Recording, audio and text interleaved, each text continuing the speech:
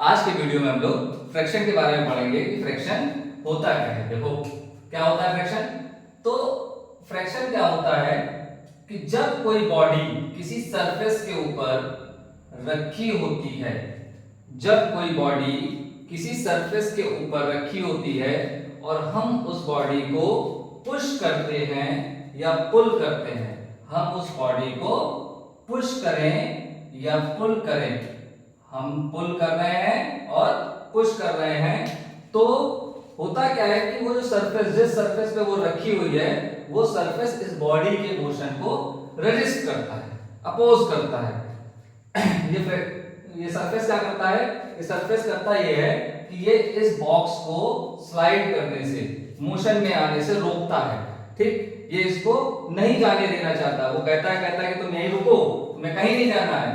पर हम क्या करते हैं, हम इसको फोर्स अप्लाई करके आगे की तरफ बढ़ाते हैं या अपनी तरफ खींचते हैं।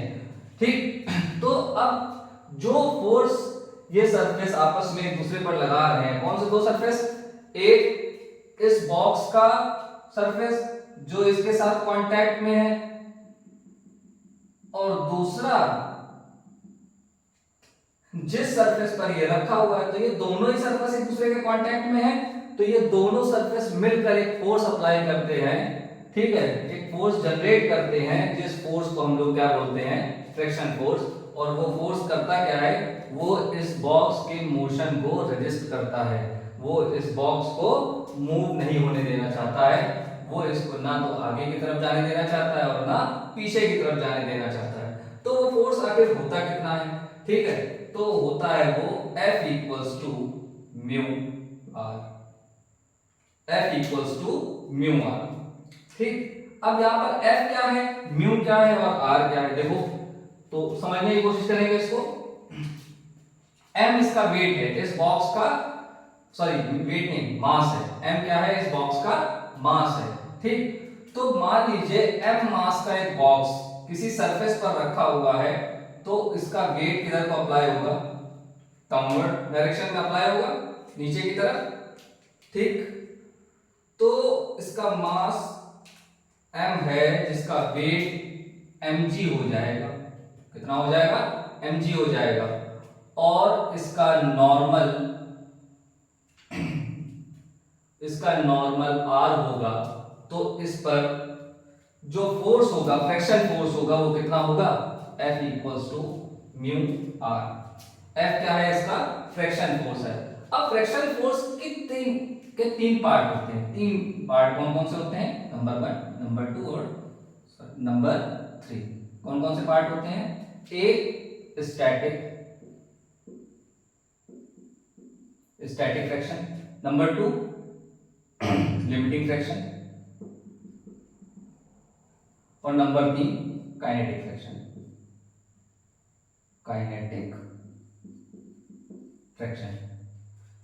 Static friction, limiting friction, kinetic friction. अब ये तीनों होते क्या क्या है? स्टैटिक फ्रिक्शन क्या होता है, लिमिटिंग फ्रिक्शन क्या होता है और काइनेटिक फ्रिक्शन क्या होता है? तो देखो समझने की कोशिश करते हैं।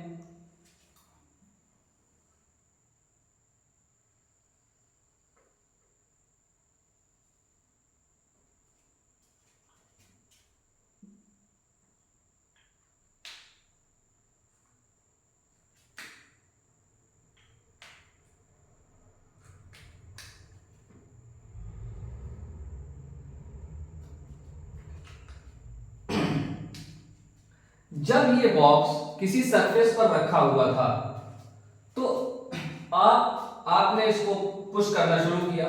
आप इसको पुश करते रहे, तो एक मूवमेंट ऐसा आता है जब ये स्लाइड करना शुरू हो जाता है। तो जिस मूवमेंट तक ये स्लाइड नहीं करता है, ठीक, जिस मूवमेंट तक ये स्लाइड नहीं करता है, उसको हम लोग क्या बोलेंगे?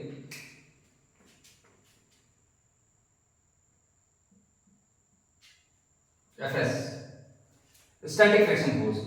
ठीक, आपने फोर्स अप्लाई करना शुरू किया, स्लाइड नहीं कर रहा है, और एक मूवमेंट ऐसा आता है, मतलब स्टैटिक फ्रिक्शन का मैक्सिमम जो लिमिट होती है, उसी को हम लिमिटिंग फ्रिक्शन बोलते हैं। इसकी जो मैक्सिमम वैल्यू होती है स्टैटिक फ्रैक्शन की, जो मैक्सिमम वैल्यू होती है, मतलब इस फ्रैक्शन की वो वैल्यू जहां तक फोर्स अप्लाई करने पर ये बॉक्स मूव ना करे।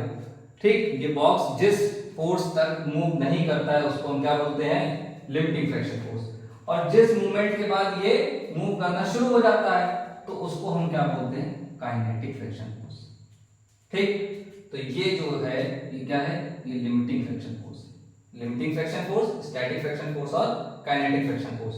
तो देखिए यहां से हमको एक बात पता चल गई, क्या पता चला कि लिमिटिंग फ्रैक्शन फोर्स की वैल्यू, लिमिटिंग फ्रैक्शन फोर्स की वैल्यू क्या होती है, वो काइनेटिक फ्रैक्शन फोर्स से ज्यादा होती है, काइनेटिक फ्रैक्शन फोर्स से ज्यादा होती है। यहां से क्या पता चला हमें कि लिमिटिंग फ्रैक्शन फोर्स की वैल्यू काइनेटिक फ्रैक्शन फोर्स की वैल्यू से ज्यादा होती है, हमेशा ज्यादा होती है।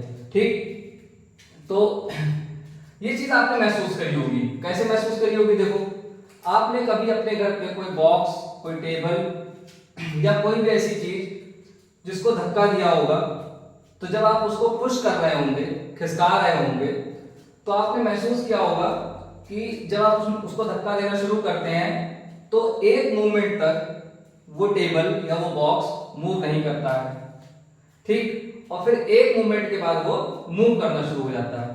तो जिस मूवमेंट तक वो मूव नहीं करता है वो क्या है, लिमिटिंग फ्रैक्शन फोर्स। ये इस मूवमेंट तक स्लाइड नहीं करेगा।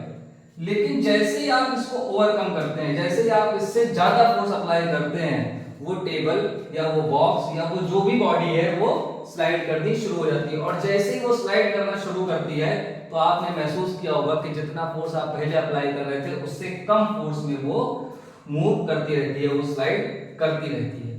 तो यहाँ पे ये जो लिमिटिंग फ्रैक्शन फोर्स है इसकी वैल्यू F काइनेटिक से, मतलब काइनेटिक फ्रैक्शन फोर्स से कम, sorry F limiting fraction force kinetic fraction force से ज्यादा इसीलिए है। क्यों?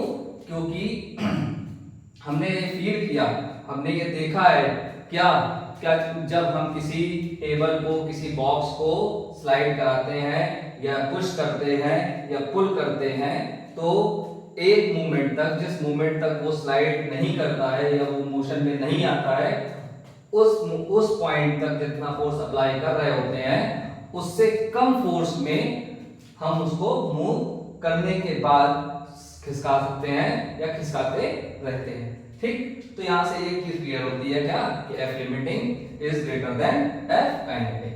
ठीक, अब इसके बाद देखिए हमको पता चल गया, क्या पता चल गया कि फ्रैक्शन क्या होता है, फ्रैक्शन के पार्ट क्या क्या होते हैं। ठीक है, अब ये म्यू क्या है, म्यू है, mu equals to F upon R, capital F mu equals to F upon R। मतलब फ्रैक्शन फोर्स और नॉर्मल का रेशियो जो होता है वो म्यू के इक्वल होता है। ठीक है, देखो अब mu equals to tan theta भी होता है, mu equals to tan theta होता है। तो यहां पर एक चीज और है कि फ्रैक्शन का एंगल कितना होगा, एंगल ऑफ फ्रैक्शन कितना होगा। तो एंगल ऑफ फ्रैक्शन क्या होगा, देखो हमें पता है कि म्यू इक्वल्स टू क्या होता है, एफ आर होता है। तो यहां पर म्यू की जगह पर हम क्या लिखते हैं, एफ आर लिखते हैं, mu equals to F R लिख दें। और mu equals to F R लिखने के बाद tan थीटा। ठीक, तो यहां से हमें एक चीज मिलेगी क्या, theta equals to tan inverse F upon R. ठीक, तो ये जो थीटा की वैल्यू आई है ये क्या है, ये एंगल ऑफ फ्रैक्शन होता है। जो थीटा की वैल्यू है यही क्या है, एंगल ऑफ फ्रैक्शन। क्या है ये, एंगल ऑफ फ्रैक्शन होता है, एंगल ऑफ फ्रैक्शन होता है। तो देखो इसको लिख देते हैं यहां पर, क्या लिखते हैं, angle of friction theta equals to tan inverse F upon R। ठीक, देखिए इतनी बात पता चल गई। अब सपोज एक बॉडी या यही बॉक्स है, ये एक सरफेस पर रखी हुई थी, ठीक, और आपने इसको पुश किया या पुल किया, तो कितना फोर्स आपको अप्लाई करना पड़ेगा इस बॉडी को मूव कराने के लिए। देखें,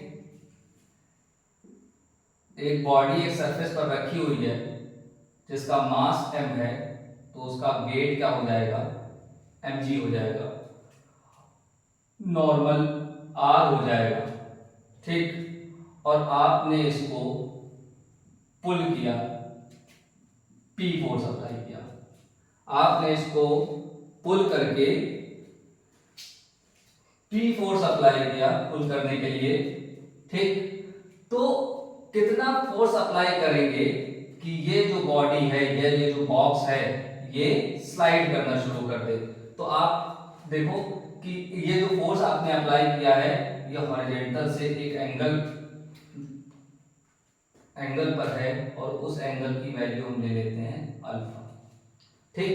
तो अब इसका इस P का या इस फोर्स का कंपोनेंट क्या हो जाएगा, P cos अल्फा और P sin alpha, P cos alpha and P sin alpha, ठीक। अब इसके दो कंपोनेंट हो गए, P cos alpha, P sin alpha, ठीक। अब सपोज कि आपने इसको खींचा और ये मोशन में आ गया, ठीक, तो अब ये जब इस तरफ मोशन में है, तो इसमें एक फ्रिक्शन फोर्स भी अप्लाई हो रहा होगा जो कि मोशन की डायरेक्शन के अपोजिट डायरेक्शन में होगा, ठीक। तो ये मान लेते हैं कि ये F फ्रिक्शन फोर्स इसमें अप्लाई हो रहा है, ठीक है, इसमें F फ्रिक्शन फोर्स अप्लाई हो रहा है। तो अब कितना फोर्स आपको जनरेट करना पड़ेगा या आपको कितना फोर्स लगाना पड़ेगा जिससे ये स्लाइड करना शुरू कर देगा। तो देखो लिखेंगे F equals to P cos alpha, equation number 1, ठीक, और R plus P sin alpha equals to mg, equation number 2। दो इक्वेशन मिल गई हमको, ठीक।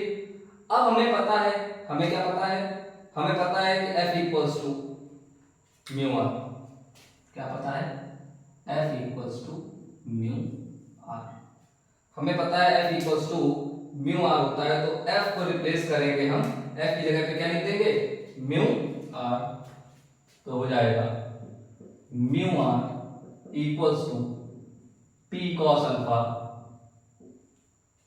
ठीक। तो R इक्वल्स टू होगा P cos alpha upon mu, P cos alpha upon mu. R की वैल्यू हम लेके और सेकेंड इक्वेशन में रखेंगे, तो देखिए हुआ क्या, P cos alpha upon mu plus P sin alpha equals to mg, ठीक है।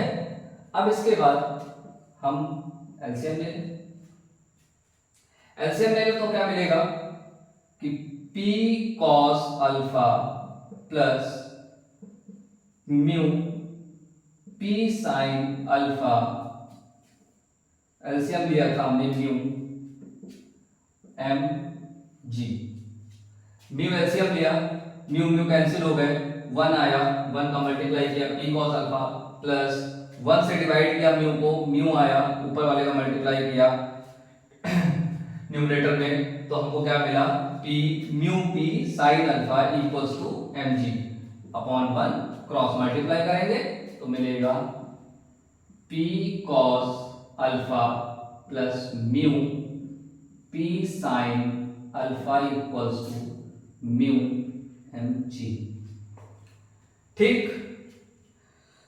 अब इसके बाद हम क्या करें कि हमको पता है, क्या पता है हमें पता है कि mu equals to tan theta होता है, और tan थीटा को हम लिख सकते हैं mu equals to sin theta upon cos theta. तो हम म्यू को रिप्लेस कर देते हैं, म्यू की जगह पर क्या लिख देते हैं, sine theta upon cos theta.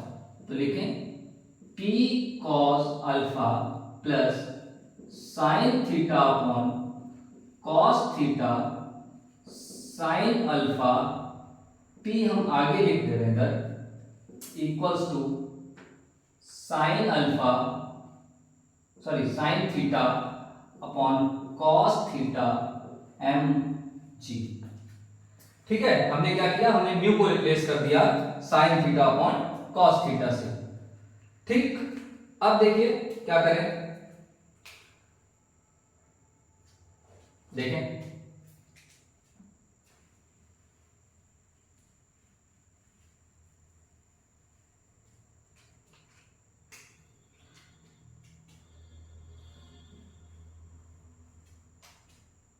लिखा हुआ है P cos alpha plus P sin alpha P sin theta upon cos theta sin alpha equals to sin theta upon cos theta mg।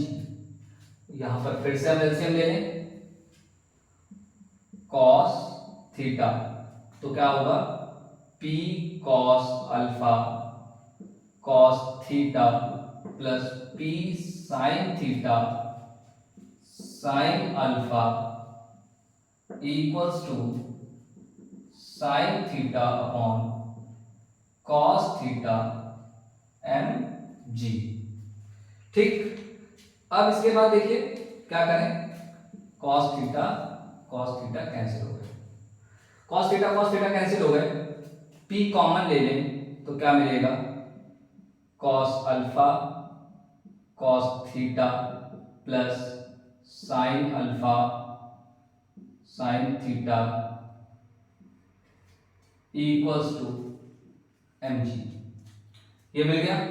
अब देखिए ये जो लिखा हुआ है cos alpha cos theta plus sin alpha sin theta, ये क्या है, ये लिखा हुआ है sin alpha minus cos alpha minus theta. तो हम इसको लिख सकते हैं cos alpha minus theta equals to M G. ठीक, अब देखिए हम क्या करें, यहां पे लिखते हैं P equals to M G upon sine theta, यहां पर मिस कर दिया दोस्त, साइन थीटा यहां पर भी sine theta upon cos alpha minus theta. ठीक, तो हमको क्या मिलेगा, P equals to M G sine theta upon cos alpha minus theta. ठीक, तो इतना फोर्स हमको अप्लाई करना पड़ेगा इसको पुल करने के लिए। अब देखो यहां पर एक क्वेश्चन हो सकता था कि अगर हम थीटा को पहले रखते अल्फा को बाद में रखते तो यहां पर cos थीटा माइनस अल्फा हो जाता। तो देखो भाई, अगर cos अल्फा माइनस थीटा भी हो जाता, sorry cos theta minus alpha भी हो जाता, तो उससे कोई फर्क नहीं पड़ता। ठीक है, अल्फा की वैल्यू बड़ी हो या थीटा की वैल्यू बड़ी हो, कुछ भी हो उससे कोई फर्क क्यों नहीं पड़ेगा, क्योंकि हमको पता है कि cos theta equals to cos minus theta भी होता है। तो यहां पर अगर ये वैल्यू छोटी होगी ये वैल्यू बड़ी होगी तो क्या होगा, यहां पर जो वैल्यू आएगी एंगल की वो निगेटिव हो जाएगी। लेकिन हमें पता है कि cos में एंगल की वैल्यू अगर निगेटिव भी होती है तो उसकी वैल्यू cos थीटा के इक्वल ही होती है। ठीक, तो उससे कोई फर्क नहीं पड़ेगा कि हम अल्फा को आगे रखेंगे या थीटा को आगे रखेंगे, आपको जहां जो अच्छा लगे आप वहां को रख सकते हैं। अब आप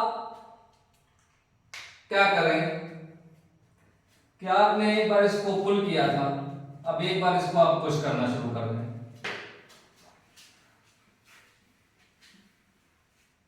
है ना। अब एक बार इसको आप पुल करना शुरू कर दें, सॉरी पुल तो कर ही रहे, पुश करें, हो गया, अच्छा नहीं हो, करेंगे।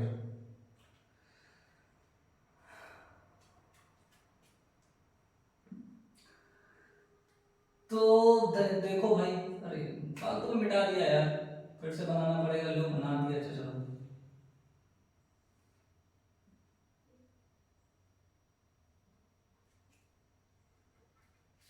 चीजें बदल जाएंगी, किसी को खींचोगे किसी को धक्का दोगे तो चीजें तो बदल ही जाएंगी, है ना। लेकिन जरूरत क्या थी, खींच के काम चल रहा था तो धक्का देने की क्या जरूरत थी। पर ठीक है, कहते हैं ना, बेकार आदमी कुछ किया कर, कपड़े उधेड़ के सिया कर। तो बेकार आदमी एक बार खींच लिया दूसरी बार धक्का दे देंगे। तो देखो, जब हम इसको पुश करेंगे तो क्या होगा, हमने इसको P फोर्स अप्लाई करके पुश किया P, तो फिर से इसके कंपोनेंट हो गए। अब यहां पर हॉरिजॉन्टल से एक एंगल बना हुआ है, जो एंगल अभी भी हम क्या ले रहे हैं, अल्फा ही ले रहे हैं। हमें अल्फा अच्छा लगता है यार, अल्फा अच्छा लगता है इसीलिए अल्फा लेते हैं बाबा। ठीक, तो देखो अल्फा हुआ तो यहां पर आ गया P cos अल्फा और दूसरा कंपोनेंट आ गया P sin alpha. P cos alpha P sin alpha. ठीक, अब देखो, अब मोशन किधर को है, इस डायरेक्शन में, तो फ्रिक्शन फोर्स किधर लगेगा, बदतमीज आदमी है, अपोजिट ही जाएगा। ठीक है, तो देखो अब क्या करें, इक्वेशन लिखें, F equals to P cos alpha, equation number 1।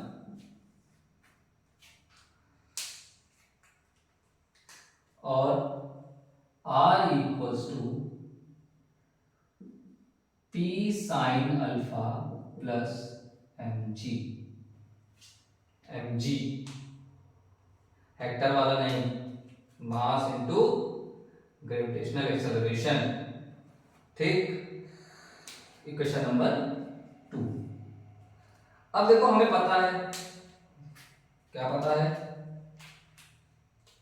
हमें पता है F equals to mu R, ये वी नो दैट, हम जानते हैं, क्या जानते हैं कि F equals to mu R, हम सब जानते हैं, हम सब जानते हैं कि F equals to mu R. अब F की जो वैल्यू है म्यू आर, वो हम इक्वेशन नंबर 1 में रखेंगे, हमें मिलेगा, क्या मिलेगा, कुछ तो मिल जाएगा, म्यू आर इक्वल्स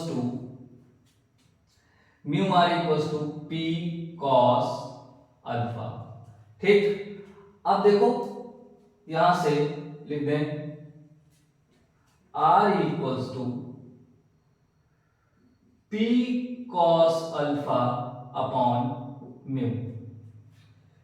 R की वैल्यू लेकर हम इक्वेशन नंबर 2 में रखेंगे, तो क्या होगा, P cos alpha upon mu equals to P sin alpha plus mg, cross multiply कर दें अपॉन 1 और क्रॉस मल्टीप्लाई कर दें तो होगा P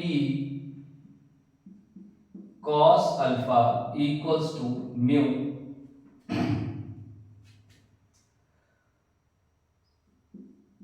P sin alpha plus mu mg, cross multiply कर दिया। ठीक, अब देखो हमें फिर से पता है, अब इस बार हमको क्या पता चल गया, हम सब जानते हैं, क्या जानते हैं कि mu equals to tan theta, और tan थीटा को हम लिख सकते हैं sin theta upon cos theta, mu equals to sin theta upon cos theta.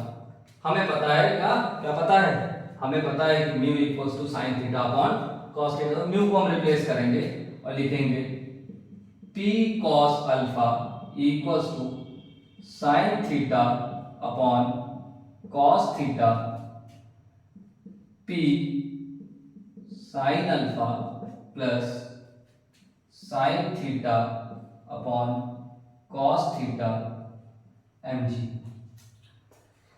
ये लिख दिया। अब देखो एलसीएम ले लें, कुछ तो गलत हो गया शायद कहीं पर, हुआ कि नहीं?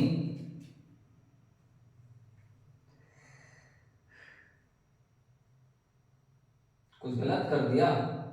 अब गलत कर दिया तो देखा जाएगा। नहीं गलत हुआ यार, इसको इधर लेकर आओ। P cos alpha minus P sine theta sine alpha upon cos theta equals to sine theta upon cos theta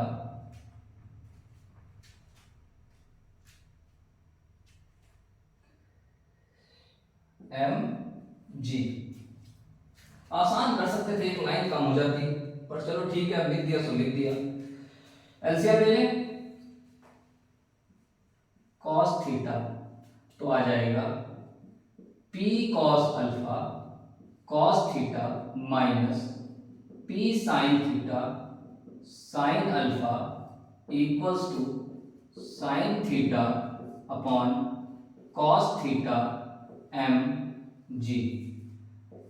cos theta cancel हो गया, क्या मिला? P cos alpha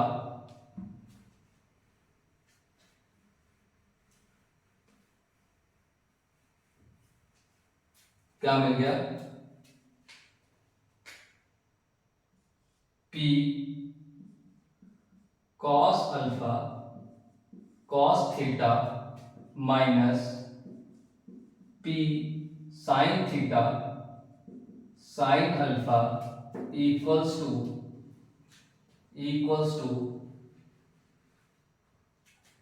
sign theta M जी।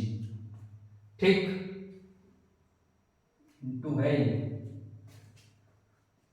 P कॉमन ले लें तो क्या हो जाएगा? Cos alpha cos theta plus P sine theta sine alpha equals to sine theta M G. अरे यार, जब P कॉमन ले लिया तो P यहाँ क्यों आ रहा? हर बार इंसान से गलतियां हो जाती हैं, क्या कर सकते हैं। देखो ये क्या लिखा हुआ है? ये लिखा है कॉस अल्फा माइनस, फिर माइनस।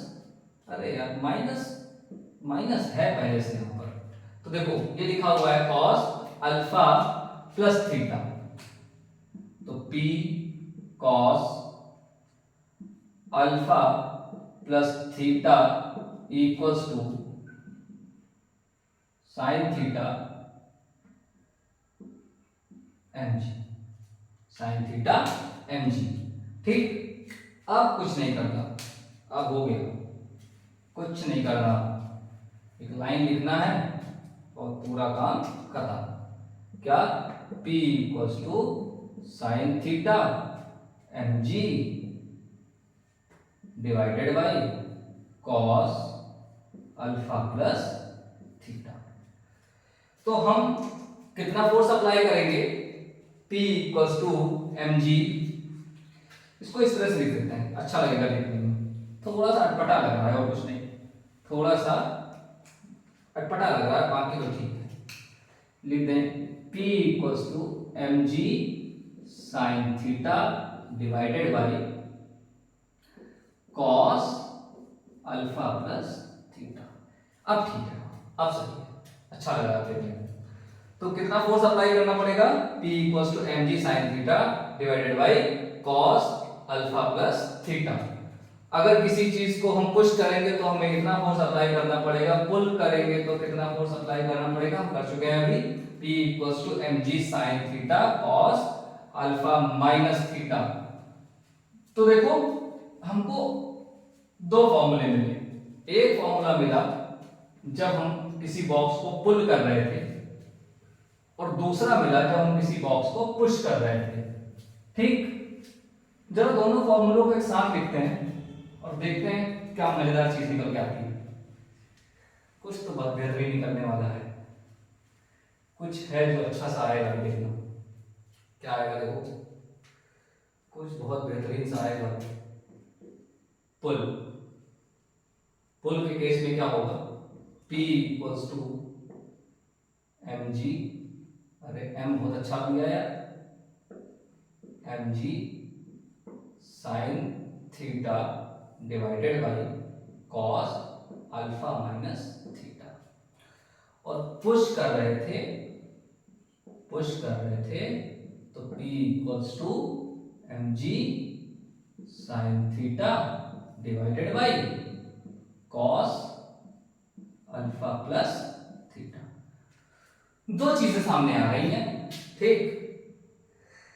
तो देखो, अगर हम मान लेते हैं कि alpha equals to theta equals to 30 degree, दोनों केस के लिए ले लेते हैं, और ये मान लेते हैं कि जो भी बॉडी है, जो भी बॉक्स है, इसका वेट हम ले लेते हैं 50 केजी ले लेते हैं, 50 केजी।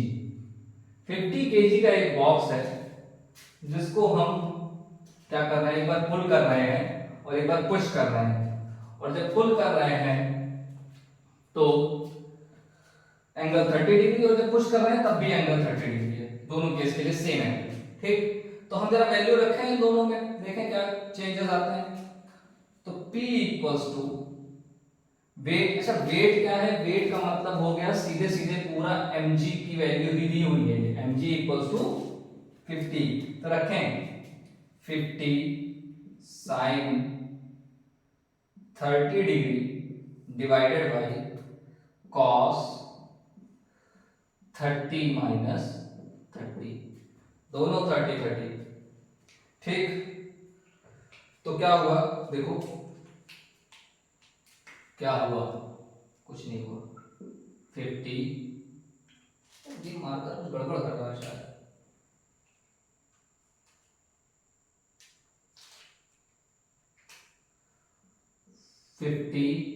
साइन 30 की वैल्यू सबको पता होगी 1/2, जिनको नहीं पता है कोई बात नहीं।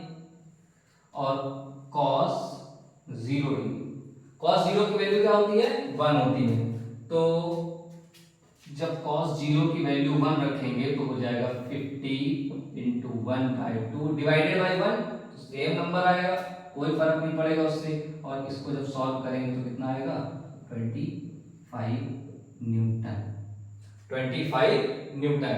इसको सॉल्व करने पे हमको क्या मिला कि हम 25 न्यूटन का फोर्स अप्लाई करेंगे तो हम किसी बॉडी को जिसका वेट 50 केजी है और जो 30 डिग्री एंगल पर हम उसको पुश करेंगे, सॉरी पुल करेंगे, तो पुल करेंगे तो हमें कितना फोर्स अप्लाई करना पड़ेगा, 25 न्यूटन, ठीक। अब उसी बॉडी को हम पुश कर रहे हैं तो हमें कितना फोर्स अप्लाई करना पड़ेगा, देखो mg की वैल्यू हमको पता है कितनी है, 50 sine 30 divided by cos 30 plus 30, solve करें 50 इंटू 1/2 डिवाइडेड बाय cos 60, तो cos 60 की वैल्यू क्या होती है, वो भी 1/2 होती है।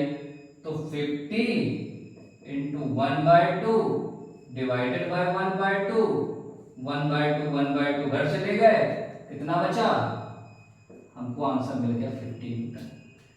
मतलब जब हम उस बॉडी को पुश कर रहे थे तो हमें कितना फोर्स अप्लाई करना पड़ा, 50 न्यूटन। जब पुल कर रहे थे सेम बॉडी को, जब पुल कर रहे थे तो हमको कितना फोर्स अप्लाई करना पड़ा, 25 न्यूटन। मतलब यहां से एक चीज हमको पता चलती है, क्या पता चलता है कि pulling is easier than pushing, किसी चीज को खींचना आसान होता है उसको धक्का देने से, किसी चीज को धक्का देना मुश्किल होता है, किसी चीज को खींचना आसान होता है, ठीक। तो ठीक है, आज के लेक्चर में इतना ही रखते हैं, बाकी हम नेक्स्ट वीडियो में देखेंगे, ठीक है।